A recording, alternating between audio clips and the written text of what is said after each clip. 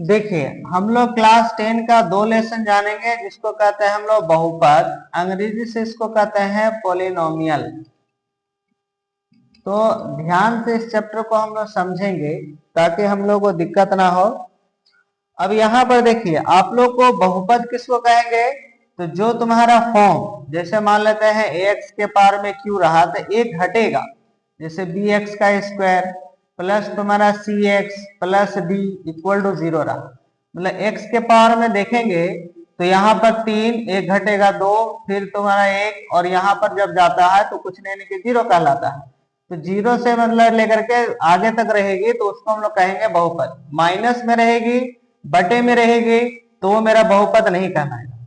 For example, जैसे अगर मान लेते x के पावर में 4 रहा और यहाँ x के पावर में -7 रहा, तो x के पावर में जब माइनस रहेगा तो मेरा बहुपद नहीं है, वो मेरा बहुपद नहीं है। या जब कोई रूट में रहेगा, जैसे मान लेते हैं x के यहाँ रूट रहा, या तुम्हारा कोई अगर बाय में भी रहा, मान लेते हैं ऐसे करके, तो ये सब भी मेरा बहुपद नहीं।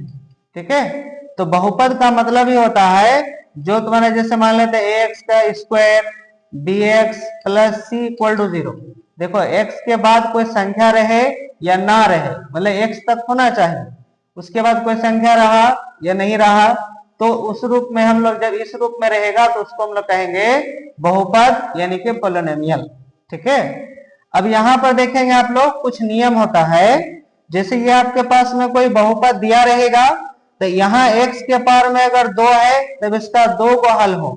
ठीक है, क्या हल होगा, 2 को, तो 2 को शून्य का हम लोग मान लेंगे, शून्य का मतलब होता है 0, तो 2 को 0 हम लोग मान लेंगे, एगो अल्फा और एक हम लोग मान लेंगे बीटा। क्यों, चूंकि x के पावर में 2 था। अब हम लोग को दोनों, ये शून्यांक है, अगर दोनों को जोड़ते हैं तो इसको कहलाता है शून्यांकों का योग। क्या कहलाता है, शून्यांकों का योग, यानी कि सम ऑफ जीरोस।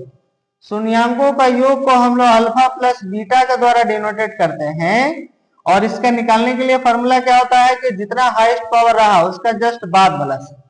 तो पहला माइनस देके लिखना है, माइनस यहाँ x है तो x का गुणांक, मतलब कोफिशिएंट ऑफ x बाय, यहां देखिए आगे कितना है एक्स स्क्वायर, तो नीचे लिखेंगे एक्स स्क्वायर का गुना। ठीक है, कोफिशिएंट ऑफ एक्स स्क्वायर। उसी तरह का अब दोनों को गुना करना है, जिसको हम लोग कहेंगे शून्यांकों का गुणनफल। शून्यांकों का गुणनफल जब रहेगा तो यानी कि दोनों को गुना कर देना है। इसके बाद क्या होगा, उसके बाद कौन सा टर्म है वो देखना है। तो पहला माइनस देके लिखे थे, प्लस देके लिखना, तो लास्ट कांस्टेंट होता है यानी कि अचर पर। अब बाय देकर के हो जाएगा एक्स स्क्वायर का गुणांक, ये होता है फॉर्मूला। उसी तरह टाइप से आगे देखेंगे आप लोग।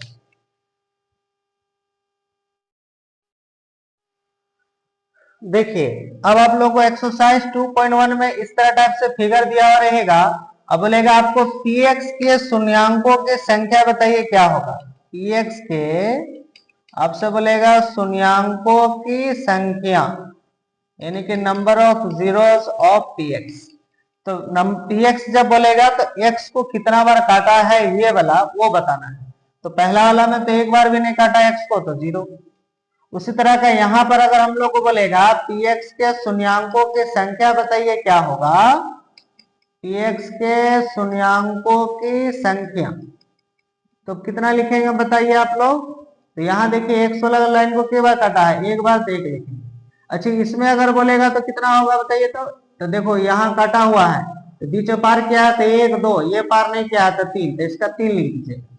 उसी तरह इसका बताइए px के शून्यांकों की संख्या कितना लिखेंगे हम लोग, px के शून्यांकों की संख्या। अब इसका बताइए कितना हो जाएगा। तो देखो ये x वाला को देखना है, कितना बार काटा है, 1 2 3, तो 3 लिखेंगे। यहाँ px लिखा हुआ रहेगा। कभी कभी भूल चूक से क्या कर देता है, वो लिख देता है py के शून्यांकों की संख्या। इसलिए आप लोग देख लेंगे ध्यान से किसका संख्या बोल रहा है। ठीक है, यहाँ पर ध्यान से देखेंगे, क्वेश्चन को ध्यान से पढ़ेंगे। px लिखा तो x वाला लेना है, py लिखेंगे तो y वाला लेना है। तो हम यहाँ py लिखे हैं तो y वाला लेंगे, तो y वाला कितना हो जाएगा। तो देखो y वाला एक बार कटा है y को, तो 1 लिखेंगे।